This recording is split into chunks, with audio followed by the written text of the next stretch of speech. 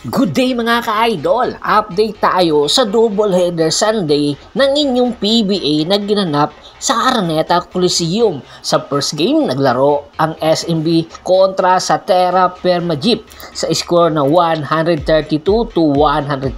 Nanalo ang SMB at ang kartada nila ngayon ay 7 win and 3 losses at naging best player of the game at nanguna na rin sa SMB ang kanilang import na si Benny Boatwright na kumana ng 51 big points, 12 big rebounds at 3 assists para makuha ng SMB ang dalawa nilang sunod na panalo noong naging import nga nila si Benny Boatwright at sinuportahan ito ni Terence Romeo, Muala Tautua, Chris Ross at ni Don Troliano. Kaya naman inaasahan sa susunod na game ng SMB ay posibleng kunin pa nila ang kanilang huling panalo. Samantala sa second game naman naglaro ang Northport Batanguer kontra sa Barangay Ginebra San Miguel. Sa score na 103-93 nanalo nga ang Barangay Ginebra San Miguel at naging best player of the game ay si Tony Bishop na kumana ng 26 big points,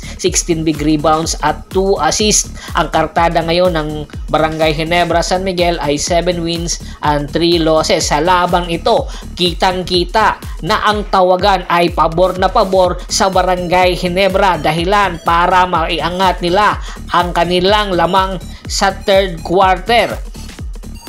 Kaya hindi katakataka na ang focus ng Northport Batanguer ay mawala, tuluyan na ngang iniwan ng Barangay Ginebra sa fourth quarter ang Northport Batanguer. Kaya naman inaasahan sa huling laban ng Barangay Ginebra kontra sa NLEX Warriors ay kukunin nila ito para makapwesto sa top 4 spot. Samantala, ang Meralco Bolts matapos nga manalo sa nakaraang Sabado kontra sa Magnolia Pambansang Manong Templados, problemado ngayon si Luigi Trillo dahil hindi pa naman tapos ang kanilang stint sa East Asia Super League. Dalawa ang import ng Meralco Bolts sa East Asia Super League at isa nga dito ay si Zach Lofton. Si Zach Lofton naging import din ng Meralco Bolts sa PBA at naganda ang ipinapakita nito. Kumana nga ito ng 50 points laban nila kontra sa Northport Batanguer. Bagamat maganda ang ipinapakita nito at napakagaling na player ni Zach Lofton, ay meron naman itong mga weaknesses dahil sa kanyang attitude. Isang game nga ng Meralco Bolts kontra sa Converge Fiber Xers na kung saan ang kanyang jersey ay kanyang ipinunit at hindi mapigilan ang pagiging mainitin ang ulo dahilan para hindi ito makontrol ng kanyang mga teammate.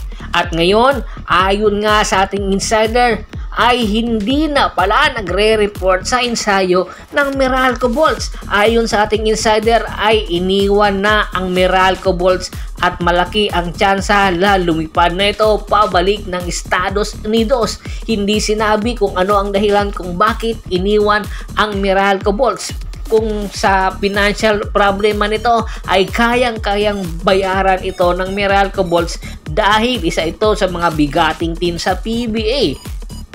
Meron din sinabi ang ating insider baka malaki ang posibilidad dahil nga sa pagdating ni Sean Miller sa Pilipinas at nilagay na nga bilang replacement import ni Sue Brimo ay iniwan na nga ng tuluyan ni Zach Lofton ang Meralco Bolts. Ito nga ba talaga ang tunay na dahilan?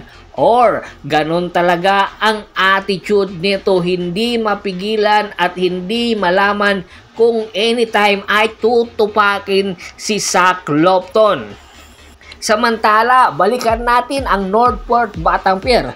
Matapos nga talunin ito ng Barangay Ginebra San Miguel sa kartadang 6-5, masasabi natin na pasok na nga sa playoffs or official na nakapasok sa playoffs ang Northport Batanguer. Bagamat na official na silang nakapasok sa playoffs ay naghahanda naman ngayon ang Northport Batanguer sa susunod nilang laban sa playoffs. Hindi nila alam kung sino ang kanilang makakalaban. Kaya naman anytime ay i-activate at ibabandera na ng Northport Batanguer ang kanilang big-time rookie na si Sab Lucero. Si Sab Lucero ay isang taon din na mahinga sa pagbabasketball dahil sa tinamo nitong injury noong nasa UAAP pa ito. At ngayon, isang posibilidad na 100% na nga at fully healthy na at nasa kondisyon na si Sab Lucero. Kinakailangan na siya ng Northport Batanguer ang kanyang serbisyo para makatulong sa kanilang kampanya sa playoff. Sa height nitong 6'7", 23 years old, isa itong shot blocker at energy guy na makakatulong kay Benny, kay Binky Jewish sa Northport Batanguer. At take note ha, hindi lang si Sab Lucero ang i-activate ng Northport Batanguer, pati si Will Navarro ay i-activate na rin ng Northport Batanguer. Dalawang big time na player ang i-activate ng Northport sa paparating na playoffs, kaya kaabang-abang ang Northport Batanguer. Bago pa man natin tapusin ang ating kwentuhan,